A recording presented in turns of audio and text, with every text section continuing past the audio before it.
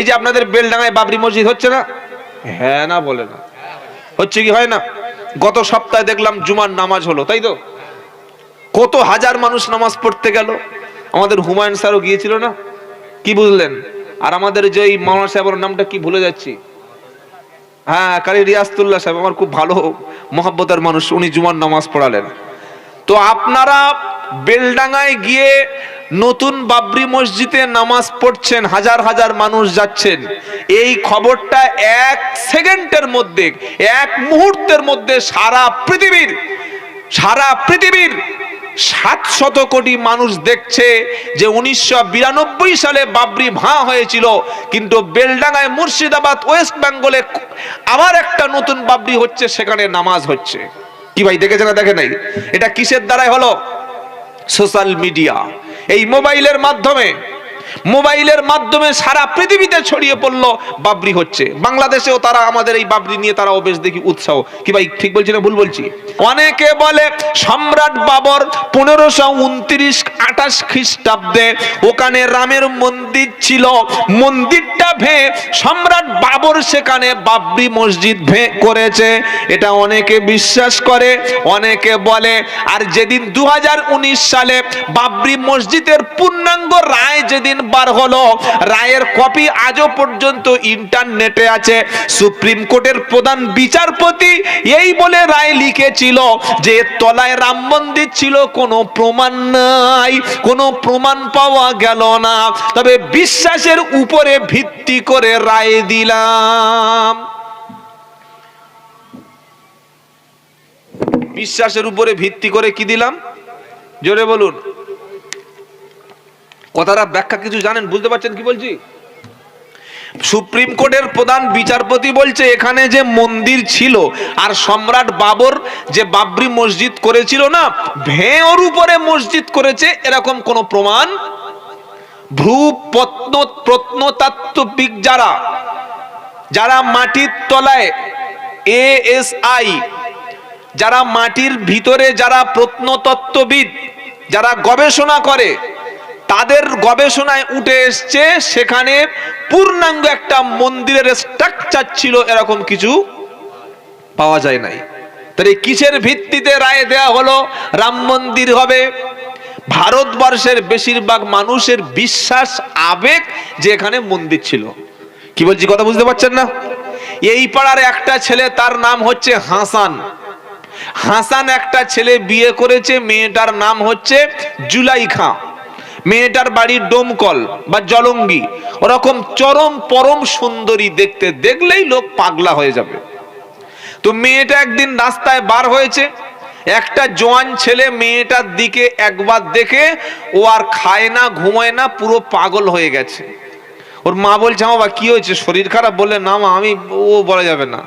পাড়ার সব লোক সব ছেলেদের সাথে বলছে যে হাসানের যে বউটে দেখেছি এত সুন্দর, ওরকম সুন্দর মেয়ে আমাদের এই এলাকাটার নাম কি জানো? শ্রীপুর। ওরকম শ্রীপুর দূরের কথা, এরকম মুর্শিদাবাদ জেলার মধ্যে এত সুন্দর মেয়ে নাই। তো আমার বিশ্বাস ও আমার বউ হবে। কি বলছে ওই ইয়াং ছেলেটা? কি বলছে? যে আমার বিশ্বাস আমার বউ হবে। ও পাড়ায় সবার সঙ্গে গল্প করছে, আমার বিশ্বাস, ওটা আমার বিশ্বাস। বলুন তো, ও যদি বিশ্বাস করে থাকে আর মনে মনে ভেবে থাকে যে আমার বিশ্বাস, আমি মন থেকে একদম পুরো কনফিডেন্স যে আমার বউ, সত্যি কি ওটা তার স্ত্রী হবে? জোরে বলেন। সারা পৃথিবীর সব মানুষ যদি দাবি করে যে কাবা শরীফটা আমাদের একটা শিবের মানে ঘর, তাহলে ওটা কি শিবের ঘর হয়ে যাবে? আমরা মুসলমানরা যদি জোর করে কোনো মন্দিরকে বলি যেটা আমাদের মসজিদ হবে? হবে না। মসজিদ নির্মাণ করার আগে সেই জায়গাটা প্রথমে আল্লাহর সম্পত্তি হতে হয়, ওয়াকফ সম্পত্তি হয়। আজ আপনারা তামাম ভারতবর্ষের 28টি রাজ্য ঘুরুন, কাশ্মীরে যান, জম্মুতে যান, আন্দামানে যান, আপনি হরিয়ানায় যান, ঝাড়খণ্ডে যান, বিহার, তেলেঙ্গানা, যত রাজ্য আছে প্রত্যেকটি রাজ্যে ঘুরুন। আমি আব্দুল্লাহ জুবায়ের বলছি, এমন একটা জুমার মসজিদ দেখাতে পারবেন না যে জায়গাটা রেলের জায়গা, পিডব্লিউর জায়গা, সরকারি জবরদখল করা জায়গা, কিংবা সেই জায়গাটা কোনো মালিকের কাছ থেকে ছিনিয়ে নিয়ে আর জোর করে মুসলমানরা মসজিদ করে নামাজ পড়েছে, এরকম আছে পৃথিবীতে? জোরে বলুন। রেলের জায়গা, বাস স্ট্যান্ডের জায়গা, সরকারি জায়গা, পিডব্লিউর জায়গায় মসজিদে নামাজ হবে? হবে না। সম্রাট বাবর কি এত পাগল, এত গাঁজাখোর ছিল যে একটা মন্দিরের উপরে তিনি মসজিদ বানাতে যাবেন? আর যদি বা মন্দিরের উপরে মসজিদ বানাতে গেল, সম্রাট বাবরের জামানায় তিনি যখন রাজা ছিলেন, তিনি যখন দেশ শাসন করেছিলেন, তার কাছে প্রায় 100 বেশি শতাধিক হিন্দু তার যুগে চাকরি করত। কই তারা প্রতিবাদ করে তারা চাকরি ছাড়লো না কেন যে আমাদের মন্দিরকে মসজিদ বলা হয়েছে, আমরা চাকরি ছেড়ে দিই? এই যে মিথ্যা একটা কথা ভারতবর্ষের মানুষের মনের মধ্যে, হিন্দুদের মনে ঢুকিয়ে দেওয়া হচ্ছে যে মুসলমান মানেই এরা মন্দির ধ্বংসকারী, মুসলমান মানেই এরা গরুর মাংস খায়, মুসলমান মানেই এরা হিন্দুদেরকে ঘৃণা করে। এই যে মিথ্যা বিষ 1925 সাল থেকে 2025 সাল পর্যন্ত 100 বছর ধরে হিন্দু ভাইদের মনে বিষ যে ঢুকিয়ে দেওয়া হয়েছে, এই বিষ একদিনে বার হবে না, বরং যত দিন যাবে আরো বাড়বে। আমার কথা ক্লিয়ার। সারা পৃথিবীতে প্রায় প্রত্যেকটি মিডল ইস্ট মুসলিম দেশগুলিতে হিন্দুরা চাকরি করে, কোনো একজন হিন্দুকে জোর করে মুসলমান বানানো হয়নি, কলেমা পড়ানো হয়নি, গরুর মাংস খাওয়ানো হয়নি। আর তোমরা আমাদের বলো সাম্প্রদায়িক, আমাদের বলো আমরা নাকি জঙ্গি, আমরা নাকি জোর করে ধর্মান্তরিত করি, অথচ কলকাতার জমিনে ব্রিগেডের মতো জায়গায় একজন প্যাটিস বিক্রেতাকে তোমরা মেরে তাকে সেখান থেকে বার করে তার রুটি রুজি, একটা গরিব মানুষের খাবার রুজিটুকুই তোমরা কেড়ে নিয়েছো। তোমরা আমাদের বলো অসহিষ্ণু, তোমরা আমাদের বলো জঙ্গি। ইসলাম কি শুনিয়েছে? আমি কোরআন থেকে কথা বলেছি, গল্প নয়। লা ইকরাহা ফিদ্দিন, ধর্মে কোনো জবরদস্তি নাই। কলেমা পড়ো না তো কতল করে দেব, কলেমা পড়ো তা না হলে মুসলমান না হলে মেরে দেব, মুসলমান না হলে তোমাকে ভাগিয়ে দেব।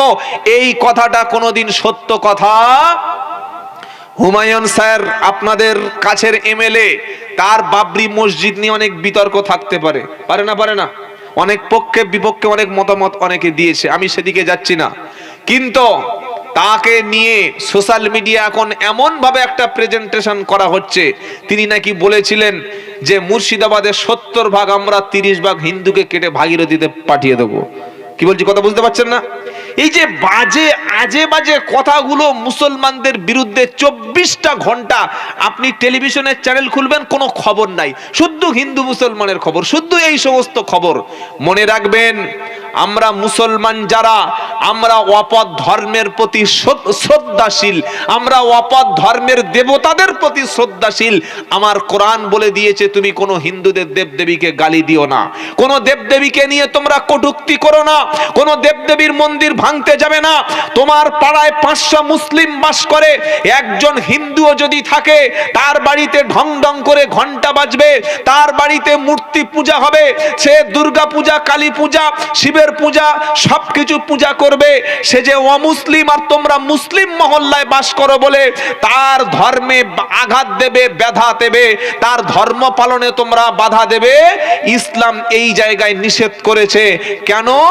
আল্লাহর নবী সাল্লাল্লাহু আলাইহি ওয়াসাল্লামের কে আল্লাহ পাক কোরআন দিয়ে বলছেন, ওয়ালা তাসুবুল্লাযিনা ইয়াদউনা মিন দুনিল্লাহ, সূরা আনআম। ও নবী, আল্লাহ ছাড়া যারা অন্য মাবুদকে, দেবীকে, অন্য রকম অন্য উপাস্যকে মাবুদ বলে ডাকে, তোমরা তাদের গালি দিও না। তারাও ভুল করে তোমার আল্লাহকে গালি দেবে। সুবহানাল্লাহ বলবেন না? এর নাম হচ্ছে ইসলাম। আবার সূরা কাফিরুন পড়ুন। আল্লাহর নবী মক্কার জমিনে যখন কলেমার দাওয়াত দিচ্ছিল, শত শত মানুষ যখন ইসলাম কবুল করলো, আরবের আবু জাহেল দেখলো মুহাম্মদ সাল্লাল্লাহু আলাইহি সাল্লামকে টাকা দিয়ে কিনে নেওয়া যাবে না, কারণ ঈমানদার কখনো টাকার কাছে বিক্রি হয় না। হয় নাকি? আরে বলছেন না কেন? এখন 2-1 জন মাল হচ্ছে, ওই আর বাংলা বলে একটা টিভি চ্যানেল আছে, দেখবেন আর বাংলা, রিপাবলিক বাংলা, 24 ঘন্টা ঘৃণা চাষ করে ওখানে।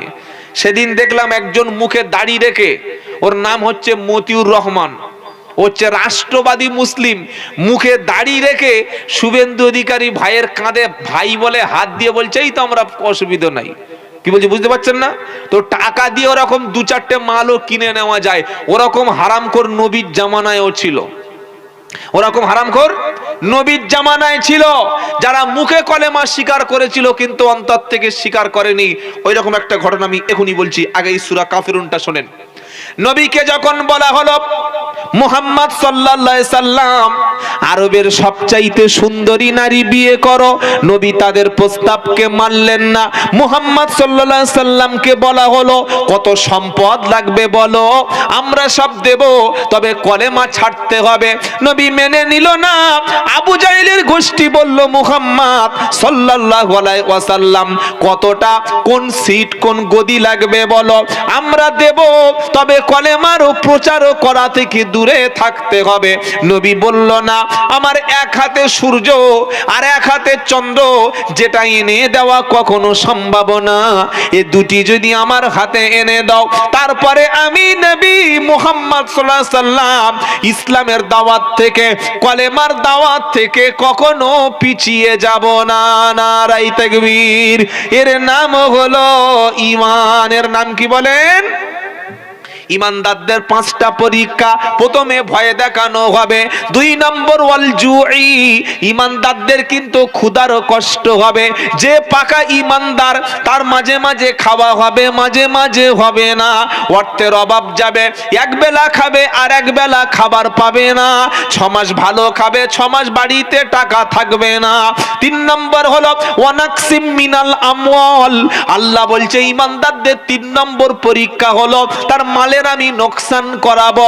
তার মাল কিছুদিন বিক্রি হবে, কিছুদিন তার মালকে নষ্ট হবে, কখনো বাজারে গিয়ে ভালো ব্যবসা হবে, কখনো ব্যবসা করতে পারবে না, মালটা কমিয়ে দেখবো তোমার ইমানটা সঠিক আছে কিনা। যখন আমি মাল তোমাকে দেব তুমি বলবে আলহামদুলিল্লাহ, আর মাল যখন কমিয়ে পরীক্ষা নেব তখন বলবে ইন্না লিল্লাহ। 4 নম্বর হলো ওয়াল আনফুসি, আমি আল্লাহ কখনো তোমার কোলের বাচ্চাটা তুলে নেব, তোমার শখের বিবিটা ক্যান্সারে ফেলে দেব, তোমার কলিজার টুকরা কন্যা সন্তানকে আমি 10 বছরের কন্যা সন্তানকে অ্যাক্সিডেন্টে তুলে নেব, তোমার একদম সবে হাঁটছে বাপের সঙ্গে কথা বলছে চাঁদের মতো একটা ছেলে 3 দিনের জ্বরে ম্যালেরিয়া ডেঙ্গিতে আমি আল্লাহ তোমার কাছ থেকে তুলে নেব, দেখব তুমি ধৈর্য ধরো কিনা। 5 নম্বর হলো ওয়াসসামারাত, তুমি কখনো গম চাষ করবে, রাই চাষ করবে, আলু চাষ করবে, সবজি চাষ করবে, কখনো হাজার হাজার টাকা ইনকাম হবে, আবার কখনো জমিতে আমি লালবাতি জ্বালিয়ে দেব, মোটেই ফসল বিক্রি হবে না।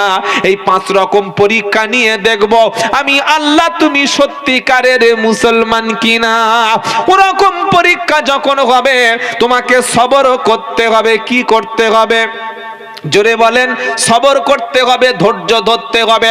ওই রকম পরীক্ষা যখন হবে তখন তুমি যদি ধৈর্য ধারণ করো, আমি আল্লাহ শোনালাম ওয়াবাশশিরিস সাবিরিন, আমি আল্লাহ সবরকারী ধৈর্য ধারণকারীর সাথে আছি। নারায়ে তাকবীর। এরকম বিপদ মুসিবতে তুমি কি বলবে? কোরআন শোনাচ্ছে আল্লাযীনা ইদা আসাবাতুহুম মুসিবা ক্বালু ইন্না লিল্লাহি ওয়া ইন্না ইলাইহি রাজিউন। এরকম বিপদ মুসিবতে যখন আসবে, টেনশন যখন হবে, ডিপ্রেশন যখন হবে, বিষ খাবে না, গলায় দড়ি দেবে না, আগুন গায়ে দিয়ে পুড়ে মরবে না, কঠিন কঠিন ভাবে নিজেকে আত্মহত্যা করবে না, কারণ আত্মহত্যা করা পাপ। কোরআন শোনালো ওয়ালা তাকতুলু আনফুসাকুম, 5 নম্বর পারা 2য় পৃষ্ঠা 1ম লাইনের 29 নম্বর আয়াত সূরা নিসা। আল্লাহ বলছে তোমরা তোমাদের জীবনকে নিজেরা ধ্বংস করো না, আত্মহত্যাকারীর ঠিকানা হলো জাহান্নাম। যত কঠিন বিপদ আসুক না কেন, তুমি শেষ রাতের বেলা তাহাজ্জুদের সময়ে সবাই যখন ঘুমিয়ে যাবে তখন তুমি জেগে যাবে, আমি আল্লাহ আরশ থেকে প্রথম আসমানে নেমে আসি, আর ওই সময় তুমি আমার কাছে দোয়া চাইবে। ওয়াল্লাযীনা ইয়াবিতুনা লিরাব্বিহিম সুজদাও ওয়া কিয়ামা ওয়াল্লাযীনা ইয়াকুলুনা রব্বানা সরিফ আন্না আযাবা জাহান্নাম ইন্না আযাবাহা কানা গরামা। সূরা ফুরকান 19 নম্বর পারা 4 নম্বর পৃষ্ঠা 10, 11, 12 নম্বর লাইনের 68, 69 নম্বর আয়াত, 67, 68 নম্বর আয়াত কোরআন শোনাচ্ছে, ওয়াল্লাযীনা ইয়াবিতুনা লিরাব্বিহিম সুজদাও ওয়া কিয়ামা। তুমি যদি সত্যি আমার বান্দা হও, রাত যখন গভীর হবে রাতটাকে সেজদা দিয়ে আর কিয়ামা দাঁড়িয়ে দাঁড়িয়ে নামাজ পড়ে আমি আল্লাহর কাছে রাতটা অতিবাহিত করবে, আর শেষ রাতে তুমি একটু হাত তুলে কাঁদবে। শেষ রাতে কাঁদবে যারা আমার জান্নাতি ব্যক্তি হলো তারা। জোরে বলুন সুবহানাল্লাহ। বললে হুজুর শেষ রাতে কাঁদলে তারা জান্নাতি, কি দলিল আছে বলো?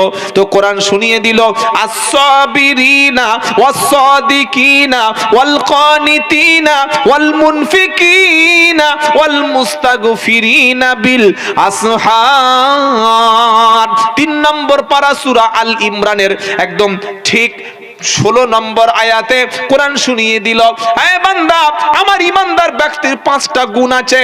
আস-সাবিরিন ইমানদার সবরকারী, আস-সাদিকিন ইমানদার সত্যবাদী, ওয়াল কানিতিন ইমানদার হয় আমি আল্লাহ আমার আনুগত্যশীল। 4 নম্বর ওয়াল মুনফিকিন ইমানদার হয় দাতা, ইমানদার কৃপণ হয় না, বকিল হয় না, ইমানদার হয় দাতা। আর 5 নম্বর হলো ওয়াল মুস্তাগফিরিনা বিল আসহার, শেষ রাতে ইমানদার ক্ষমা প্রার্থনা করে। নারায়ে তাকবীর। শেষ রাতে ঘুম ভাঙে নাকি সকাল 9টায়? বলেন, ঘুম ভেঙে উঠে দেখছে সকাল 10টা বাজে, সকাল 9টা বাজে। আহা হা। আর ইমানদারের ঘুম কখন ভাঙে জানেন? আসসালাতু খায়রুম মিনান নাওম। আর আপনাদের মুর্শিদাবাদের বেশিরভাগ মানুষ তো তাড়াতাড়ি শুয়ে পড়ে, এতক্ষণ হয়তো আজান দিলে আবার উঠানকে গোসল শুরু করে দেবে, হয়তো থাকালি এক লাইন থাক, কি মনে করছে ফজর হয়ে গেছে, গোসল করে শুরু করি নামাজ। তো যখন মুয়াজ্জিন আজান দেয় আল্লাহু আকবার আল্লাহু আকবার, আজান হয় না? হয় না। আজান কেন দেয়? মুয়াজ্জিনের ঘুম হয় না বলে, তাই তো? নাকি মাইক পেয়েছে বলে? আজান দেয় কেন? আজান হলো নামাজের জন্য অ্যালার্ট করছে, অ্যালার্ম দিচ্ছে, আপনাকে ডাকছে, আপনাকে ইনভাইট করছে, আপনাকে আমন্ত্রণ করছে, এসো মসজিদের দিকে এসো। আল্লাহু আকবার আল্লাহু আকবার আল্লাহু আকবার আল্লাহু আকবার। আল্লাহু আকবার মানে কি? জোরে বলেন। শুধু মহান? একটা হচ্ছে গ্রেট, একটা গ্রেটার, একটা গ্রেটেস্ট। আল্লাহু আকবার, তার চাইতে মহান পৃথিবীতে আর কেহই নাই। আপনি মানুষ ছোট, মানুষ কি? আরে বলছেন না কেন? আমরা ছোট, আমরা দুর্বল, আমরা সাপ দেখলে ভয় পাই। হলুদ টাইপের বলতা দেখেছেন? বলতা আমাদের 24 পরগনার বারাইপুরে বলে বলতা। হলুদ মাল কামড় দিলে 6 ঘন্টা জ্বালা করে, ওটার নাম কি? বললা। বললা তো? হ্যাঁ বানা বলে না। লুঙ্গি পরে আর চায়ের দোকানে বসে পা ঝুলিয়ে এরকম চা খাচ্ছিল, বুঝলেন? আর লুঙ্গিটা তো ঝোলা মাল, ঝুলছে এরকম। আর 3-4টে বললা এসে ঠিক পাছায় 3-4টে কামড় দিয়েছে। বলুন তো কেমন মজা লাগবে? ও আর দাঁড়াবে? শুয়ে আছে রাত্রেবেলা, বিছানায় ছিল এরকম লাল লাল পিপিলিকা, সেই যেগুলো খুব মানে বিষ হয়, দেখেছেন তো আপনি? কামড় খেয়েছেন কোনোদিন? খেয়েছেন? হ্যাঁ খেয়েছেন। তো ওই পিঁপড়ে যদি 3-4টে গলার ভিতর থেকে গিয়ে এই পিঠের যদি কামড় দেয়, এই যে শীতের রাত জামা কাপড় খোলার সময় দেবে, কি বুঝলেন? আল্লাহ বলছে শোনো তোমরা দুর্বল। খুলিকাল ইনসানু দাঈফা, আমি মানুষকে বানিয়েছি দুর্বল হিসাবে। আল্লাহ দুর্বল না সবল? জোরে বলেন। আন্নাল কুওয়াতা লিল্লাহি জামিআ ওয়া আন্নাল্লাহা শাদীদুল আযাব।